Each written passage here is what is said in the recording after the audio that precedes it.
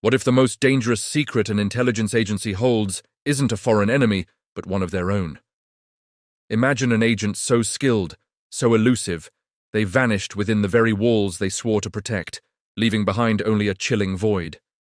This isn't just a thrilling premise for a movie, it's the untold story of the Phantom, an operative who became a ghost and the national security nightmare they represent. For years, whispers have echoed through the shadowy halls of intelligence. An agent once vital simply ceased to exist. Not dead, not captured, but utterly gone. A phantom within their own agency. Tonight, we unearth the true story behind the ultimate disappearance, exploring the terrifying implications when a nation's top spy becomes its deepest, most unsettling mystery.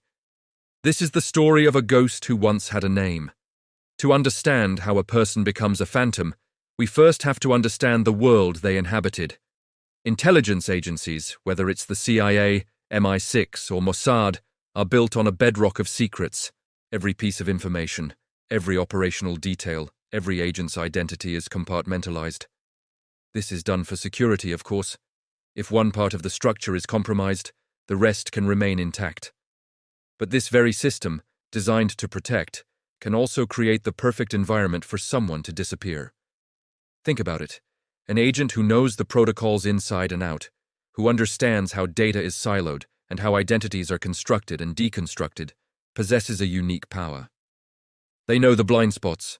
They know which digital threads to cut and which paper trails to burn. They don't just go off the grid, they erase the grid itself. The Phantom wasn't just any agent. They were a master of this craft, a virtuoso of deception, long before they decided to turn those skills inward. They were what the intelligence community calls a deep cover specialist, someone trained to live a lie so convincingly that it becomes their reality. Their job was to build entire lives from scratch, complete with friends, jobs, and histories, all in the service of a mission. But what happens when that mission becomes self-preservation? What happens when the target is their own existence? The story of the Phantom begins not with their disappearance, but with their recruitment. They were a prodigy, plucked from obscurity for their unique psychological profile. Exceptionally intelligent, adaptable, and with an almost unsettling ability to read people and situations. They were a natural chameleon. In the early years, they were a star, the agency's golden child. They successfully completed missions deemed impossible, infiltrating hostile states, dismantling terrorist cells, and acquiring intel that shifted the geopolitical landscape. They were celebrated in the secret circles they moved in, a legend whispered about but never seen. But success in the world of espionage comes at a heavy cost. The constant pressure, the moral compromises, the isolation, it erodes you. Every relationship is a potential liability. Every conversation, a potential interrogation. You live in a state of perpetual paranoia. For the Phantom, this erosion began to manifest in subtle ways. Colleagues noted a growing detachment, a withdrawal that went beyond professional caution. It was as if they were slowly retreating from the world, pulling back layer by layer. The very skills that made them an excellent spy, compartmentalization, emotional control, and the ability to sever ties, were now being turned against the agency itself. They were preparing. The disappearance itself was a masterpiece of misdirection. It wasn't a sudden event, but a slow, calculated fade. First, the digital footprint began to shrink. Encrypted communications became less frequent. Access logs showed activity that was routine, almost boring, masking the true purpose. Then the physical presence started to blur. They would be assigned to a post in one country, but unconfirmed sightings would place them on a different continent. Official records became a tangled mess of contradictions. Was it incompetence? A clerical error? That's what the agency thought at first. The bureaucracy of intelligence is vast and slow-moving. A file going missing or a report being delayed is not uncommon.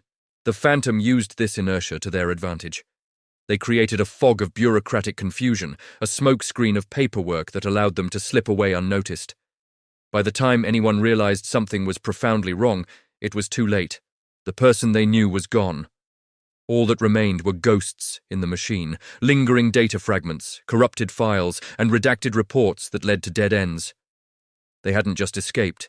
They had surgically removed themselves from history. The official investigation was a nightmare. How do you hunt for a ghost? Especially a ghost who designed the very house you're searching in. Every investigative technique was turned back on the agency. Every database search was met with a digital dead end, likely coded by the Phantom themselves. Every former contact and asset, when questioned, had a perfectly plausible story, a perfectly logical reason for their last interaction. It was like trying to solve a puzzle where the key piece has been made to look like it never existed. The implications were terrifying, and they rippled through the entire global intelligence community. If one of their best could vanish, who else could? The disappearance exposed a fundamental vulnerability. The trust that underpins any intelligence organization was shattered. Paranoia became rampant.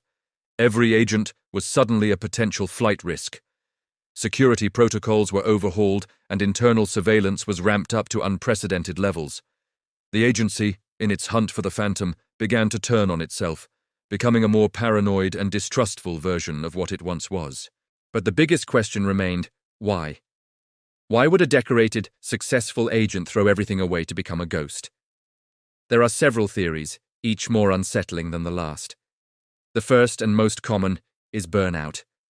The psychological toll of living a double life simply became too much. The Phantom didn't defect to an enemy. They defected from reality itself, seeking a final, anonymous peace. Another theory is that they uncovered a deep-rooted conspiracy within their own agency. Perhaps they stumbled upon a secret so dark, so dangerous, that the only way to survive was to disappear completely. By becoming a ghost, they could protect themselves, and perhaps, from the shadows, work to expose the truth. A third theory is even more chilling. The Phantom never stopped working. Their disappearance wasn't an end, but a beginning. They went rogue, becoming a private intelligence broker, selling their formidable skills to the highest bidder, be it a corporation, a shadowy cabal, or even another nation-state. In this scenario, the Phantom is not a retiree. They are a free-floating weapon of immense power, accountable to no one. They are the ultimate mercenary in the information age. This last theory is what keeps intelligence chiefs awake at night. An agent with the Phantom's knowledge of covert operations, security protocols, and active agent identities is more than just a threat. They're a potential cataclysm. They could dismantle networks, expose agents, and blackmail world leaders with impunity. They are the living embodiment of an agency's worst fears, a walking, breathing archive of its most sensitive secrets. The hunt for the Phantom has never officially ended. Even today, decades later, a small, highly secretive unit exists with a single mandate: to find them. They look for ripples in the financial markets, unexplained shifts in political power, and whispers in the dark web. They search for a signature, a trace of the master's hand at work. Every so often, an event occurs that bears the hallmarks of the Phantom's style: a clean, traceless operation with impossible results. A CEO of a major corporation inexplicably steps down. A corrupt politician's career is suddenly ruined by a leak that seems to come from nowhere. A peace treaty is signed because of a last-minute change of heart prompted by information no one should have. Is it the Phantom? Or is the legend now so powerful that people see their ghost in every unexplained event? We may never know for sure. The Phantom's legacy is a paradox. They are a cautionary tale about the dangers of the spy game, a symbol of the ultimate professional rebellion. But they are also a testament to the incredible skill and ingenuity that exists within these secret worlds. They beat the system by becoming the system's ghost. The story serves as a stark reminder that in the world of shadows and secrets, the most dangerous enemy is often the one you created, trained, and trusted. The Phantom remains out there, a ghost in the machine, a void in the archives, and a permanent chilling question mark at the heart of the global intelligence network. What they do next, or if they'll ever be seen again, remains the ultimate unknown. Thank you for watching. If you found this dive into the world of espionage fascinating, be sure to like, subscribe, and hit the notification bell for more stories from the shadows.